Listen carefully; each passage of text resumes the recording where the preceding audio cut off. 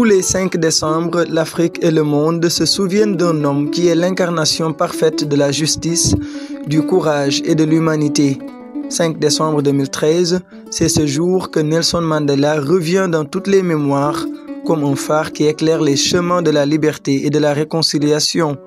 Un long chemin vers la liberté, ce titre emprunté à son autobiographie résume à lui seul une vie de lutte et d'espoir. Sa vie, marquée par les sacrifices et les triomphes, reste une source intemporelle pour tous. Nelson Mandela est né le 18 juillet 1918 dans le village de Mvezo, en Afrique du Sud, au cœur de la région du Transkei. Fils de chef traditionnel Xhosa, il a grandi dans un environnement marqué par les valeurs de justice et de solidarité. Mais c'est à l'université de Fort Hare puis à Johannesburg qu'il prend conscience de l'ampleur de l'injustice raciale qui gangrène son pays à l'époque. Très tôt, Mandela s'engage dans la lutte pour l'égalité. En 1944, il rejoint le Congrès national africain ANC et participe à la fondation de sa Ligue de jeunesse. Il devient rapidement l'un des visages de la résistance pacifique contre l'apartheid, ce régime de ségrégation systémique instauré en 1948.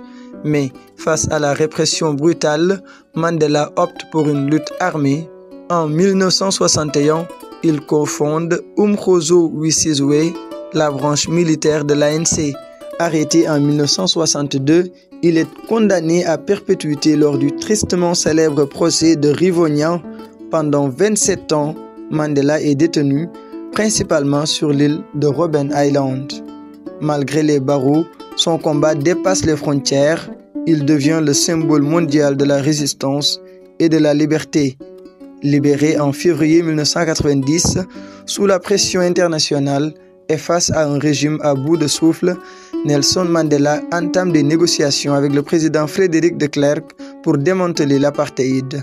En 1993, les deux hommes reçoivent conjointement le prix Nobel de la paix. Un an plus tard, Mandela est élu premier président noir de l'Afrique du Sud à la suite des premières élections démocratiques multiraciales du pays. Mandela incarne alors la réconciliation nationale. Il a refusé tout esprit de revanche et a tendu la main à ses anciens oppresseurs pour prôner une nation arc-en-ciel. Sous son mandat, il met en place la commission Vérité et Réconciliation, un modèle inédit dans la gestion des traumatismes collectifs. Mais Nelson Mandela, c'est aussi une vision panafricaine. Durant sa vie, il s'est érigé en défenseur des causes justes sur tout le continent. Il a soutenu la libération de la Namibie, il a condamné les dictatures et a toujours appelé à une Afrique unie. Après s'être retiré de la politique active en 1999, il continue de lutter contre les inégalités, notamment à travers sa fondation et son engagement dans la lutte contre le VIH-Sida. Jusqu'à son dernier souffle le 5 décembre 2013, Mandela a toujours incarné le pardon, l'espoir et le courage. Le monde commémore sa mémoire et Nelson Mandela reste une boussole morale, une inspiration pour les luttes contemporaines. Ces mots continuent toujours de faire écho. Je ne suis pas un saint, à moins que par saint, on entende un pécheur qui s'efforce.